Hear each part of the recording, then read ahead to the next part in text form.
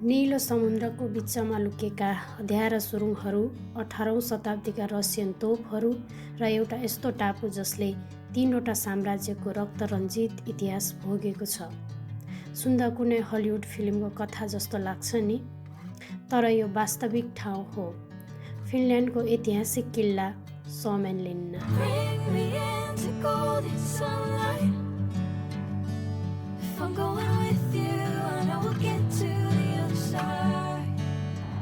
नमस्ते सबैजनालाई। हामी चाहिँ आज सोमेनलिन्ना जाँदैछौँ।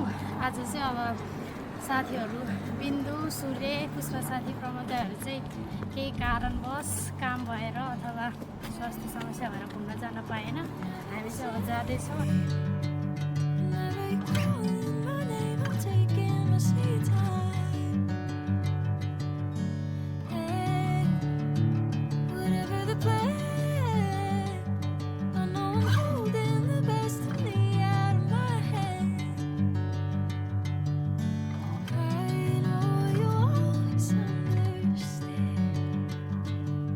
आउने मान्छेहरू त धेरैजना थियो, तर अफसोस सबैको भाग्यमा कहाँ हुन्छ र सँगै जाने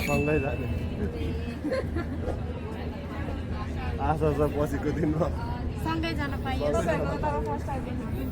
हाम्रो चाहिँ फर्स्ट टाइम गएको चाहिँ आजको हाम्रो गाइड सेकेन्ड सविताको छ।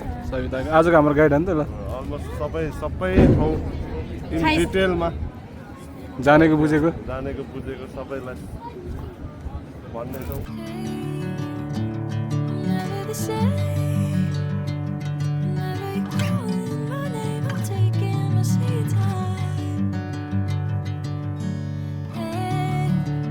आजको यस भिडियोमा हामी यही सुन्दर र ऐतिहासिक टापुको यात्रा गर्दैछौँ र यसका लुकेका रहस्यहरू पत्ता लगाउनेछौँ।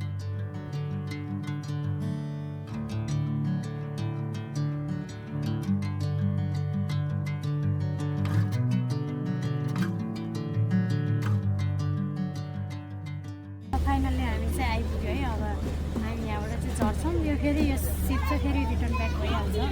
फेरि हामी अब यहाँ चाहिँ 2-3 घन्टा घुमेर अनि फेरि फर्किन्छौँ।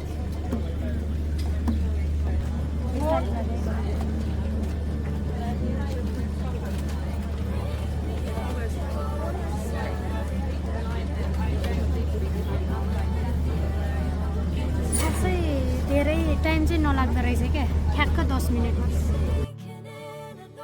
ल हामी चाहिँ यो अब मेन स्पटमा आइपुग्यौँ होइन, यहाँ पनि देख्न सक्नुहुन्छ। समयको बहावसँगै अडिएको एउटा ऐतिहासिक धरोहर। युगहरू बदलिए, मानिसहरू बदलिए, तर सोमेनलिन्नाको यो ऐतिहासिक किल्ला आज पनि त्यसरी नै उभिएको छ। मानव यसले विगत र वर्तमानलाई एउटै सूत्रमा बाँधिरहेको छ।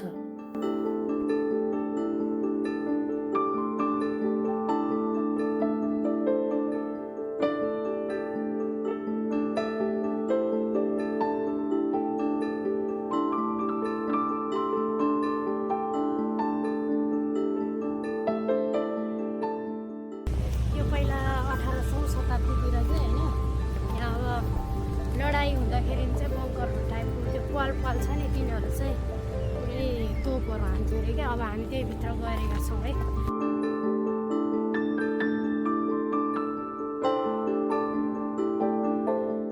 ल अब अघि मैले भनेको थिएँ त्यो बङ्कर के, बङ्करभित्र हामी जाँदैछौँ।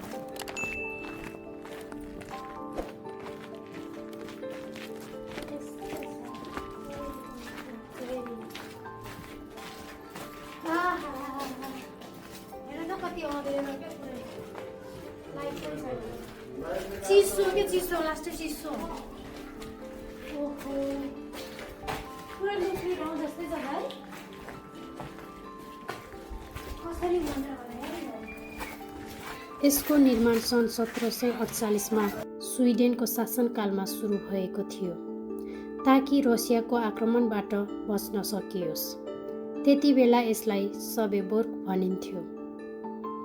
सन् 1808मा रसियाले यसमाथि कब्जा गर्यो र यसलाई थप बलियो सैन्य अड्डा बनाइयो। सन् 1917मा फिनल्यान्ड स्वतन्त्र भएपछि सन् 1918मा यसको नाम आधिकारिक रूपमा सोमेनलिना अर्थात् फिनल्यान्डको किल्ला राखियो।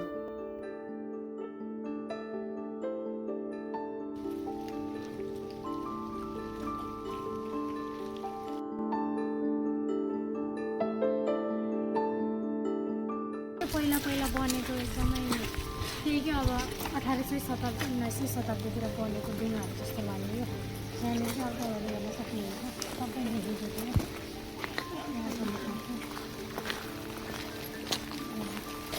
यहाँनिर के छ पम्प रुम वनमा चाहिँ हेर्छ क्या थन्डर्स ड्याम ओइल मिल पनि आएछ पहिला यहाँनिर। मैले हेरेँ 1993मा रहेछ त्यो भएको छ बनेकोहरू छ। त्यहाँ पनि हेरेर सक्नुहुन्छ सबै।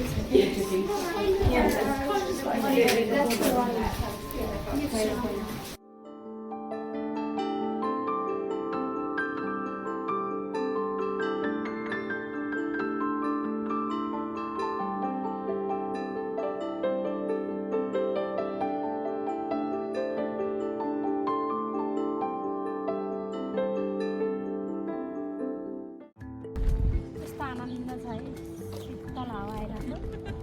अब हामी उ त्यो ढुङ्गा छ नि त्यहाँ ढुङ्गामा गएर टक्क खुट्टा डुबाएर एकछिन आनन्दले बस्छौँ अनि आफूले के ल्याएको छ त्यो खानेकुरा खाएर यसो उता डाँडातिर लाग्छौँ।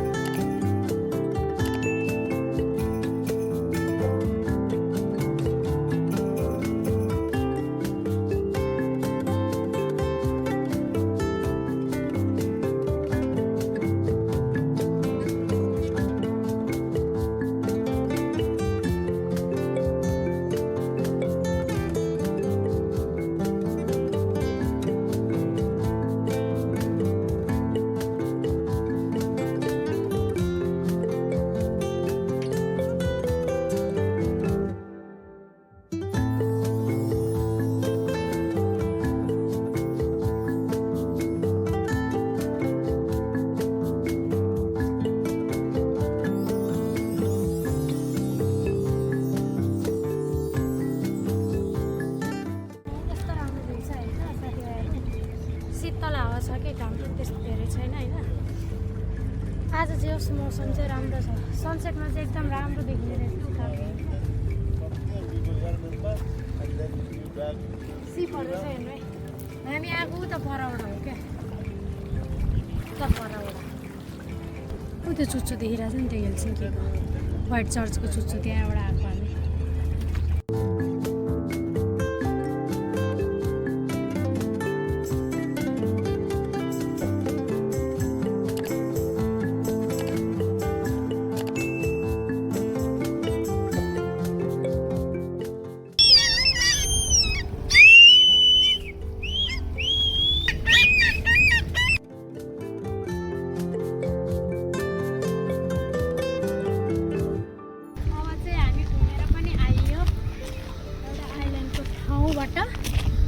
फेरि अर्को गन्तव्यतिर है त। पानी चाहिँ हल्का 20% पर्दैछ। 20% पानी पऱ्यो स्विजरल्यान्ड पार्क छैन यो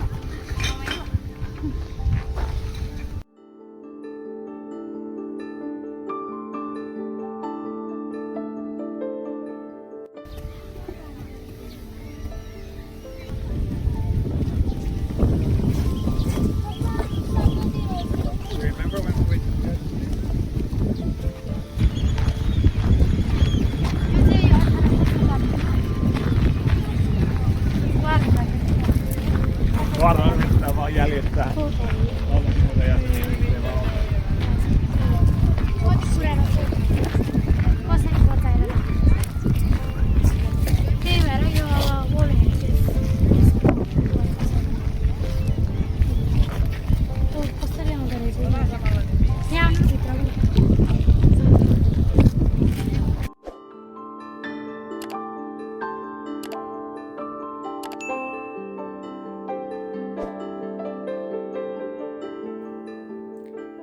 नेपालका ऐतिहासिक सुरुङहरू शताब्दीौँ पुराना यी अँध्यारा गल्लीहरूमा हिँड्दा आज पनि लाग्छ मानौ हामी समय यात्रा गरेर 18औं शताब्दीमा आइपुगेका छौँ। यी सुरुङहरू केवल बाटो मात्र थिएनन्, युद्धको समयमा सैनिकहरू लुक्ने, बङ्करको रूपमा प्रयोग हुने र हतियार भण्डारण गर्ने मुख्य ठाउँ थिए।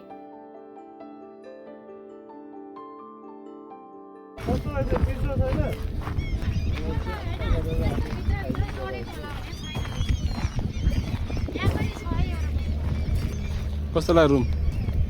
रुम ठिकै छ। त्यहाँ गोली दिएर रहेछ नि, तोपको गोली। ए बल्ल याद आयो यार मलाई। ढुङ्गा हान्यो क्या? ढुङ्गा किन राखे होला भनेको त तोपको गोली रहेछ क्या त्यो, लोड गऱ्यो डुङ डुङ हो कि होइन? त्यस्तो लाग्यो, के लाग्छ? त्यस्तो त गोला हुन्छ नि। त्यो त हो कि, यो त अर्कै। बिचमा के है थाइल्यान्ड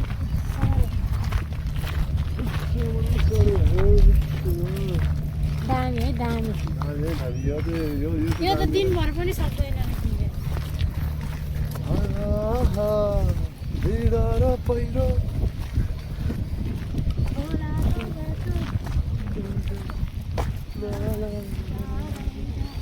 उया पोखरी नि छ। ओहो यहाँबाट राम्रो आउने रहेछ। त्यहाँनिर भएको दामी देख्यो त्यहाँ बेटी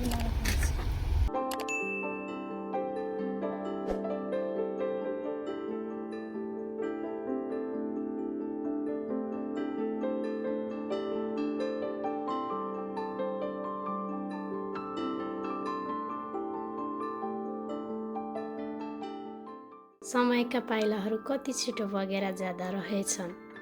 बाटो सकिए पनि यात्रा कहिल्यै सकिँदैन। यो सुन्दर सम्झनालाई मनमै सजाएर हामी फेरि अर्को गन्तव्यतर्फ पाइला सार्दैछौँ। अर्को मोडमा फेरि भेटौँला। त्यतिन्जेलसम्मका लागि बिदा।